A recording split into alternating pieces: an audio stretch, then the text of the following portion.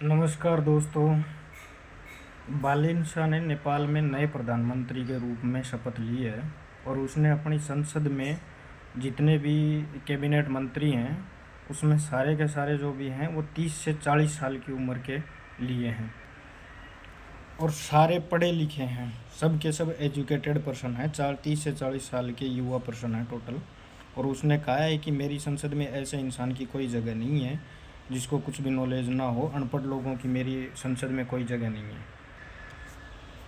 उसने कहा है मैंने मेरी कैबिनेट में एक भी अनपढ़ नेता को कैबिनेट मंत्री नहीं बनाया है। मेरी कैबिनेट में जितने भी नेता हैं वो सारे वेल एजुकेटेड हैं। उन्होंने बताया है कि मेरी कैबिनेट मंत्री जो हैं कम से कम मास्टर किए हुए हैं और मोस्टली जो हैं इंजीनियरिंग बैकग्राउंड से हैं सारे के सारे। और उसने कहा है पीछे की तरह अनपढ़ नेताओं ने देश को बर्बाद कर दिया है, उस तरह से मैं अपने राज में नहीं होने दूंगा। मेरे कैबिनेट मंत्री रहते हुए, मेरे यहाँ के प्रधानमंत्री रहते हुए मैं ऐसा नहीं होने दूंगा।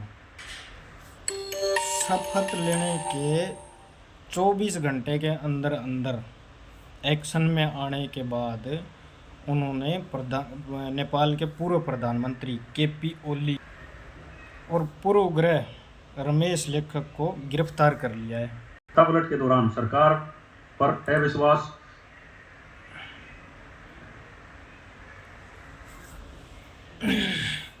इनको गिरफ्तार करने का एक मुख्य कारण था जब सरकार पर अविश्वास और जेनजी आंदोलन जो हुआ था,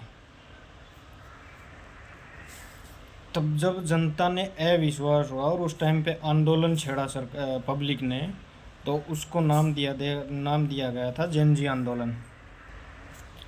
उसमें केपी ओली और रमेश लेखक ने अपनी सरकार बचाने के लिए यंग लड़कों पर, बच्चों पर, जवान लड़कों पर ताबड़तोड़ गोलियां चलवाई थी, जिसमें बहुत से छोटे छोटे मासूम लोग भी मारे गए थे, पढ़ने वाले लड़के भी मारे गए थे, छोटे छोटे बच्चे, युवा लड़के मारे गए थे।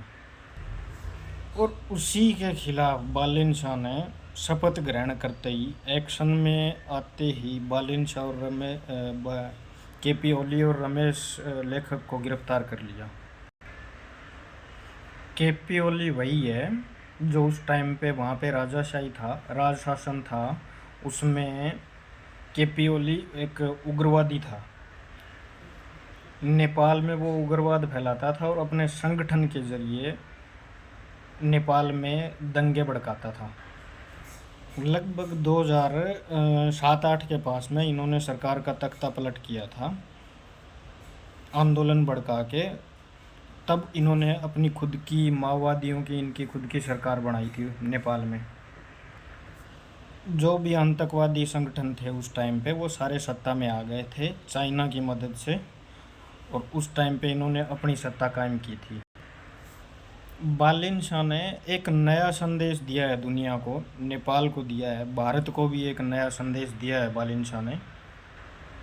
मुख्य तौर पर भारत को दिया है कि जो आदमी उस कुर्सी पर बैठ के अपने आप को मालिक समझने की कोशिश कर रहा है, जनता के लिए कानून बना के अपनी मनमर्जी के कानून जनता पर थोप रहा है, अपने हिसाब से कानून बना के पब्लिक पे थोप रहा है, जो भी कानून जनता की बर्बादी के लिए या जनता के खिलाफ जो कानून बन रहे हैं, विकास के नाम पर हों या किसी और के नाम पर हों, जो कानून बनाए जा रहे हैं पब्लिक पे, ये नहीं चलेंगे।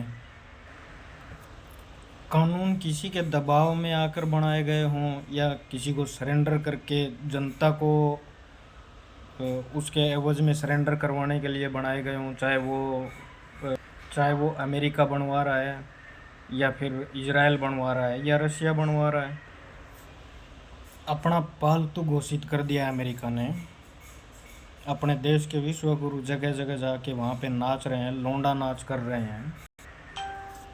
तो उसने ये साफ जाहिर किया है कि जो भी इंसान इस कुर्सी पर बैठा है वो अपने आप को यहाँ का मालिक ना समझे, देश का मालिक ना समझे। जब भी सरकार पलटेगी या तख्ता पलट होगा उस टाइम पे सबको सरेंडर करना पड़ेगा और सज़ा सबको मिलेगी। आज नहीं तो कल सज़ा मिलेगी। ये बात ध्यान में रखें। जब भी सरकार पलटेगी और उसमें ईमानदार आदमी होंगे तो आपको सज़ा ज़रूर मिलेगी, उनका कहना ये है। और ये बात ध्यान रखें, ये बात भारत के सत्ता में बैठे लोग भी जान लें और समझ लें कि जिस दिन सरकार पलटी और उसमें ईमानदार आदमी हैं तो सज़ा मिलना तय है, कहीं नहीं भागने दिया जाएगा।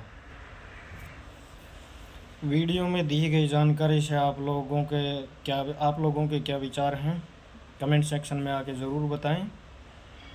और वीडियो को शेयर और लाइक सब्सक्राइब ज़रूर करें। जय हिंद, जय भारत।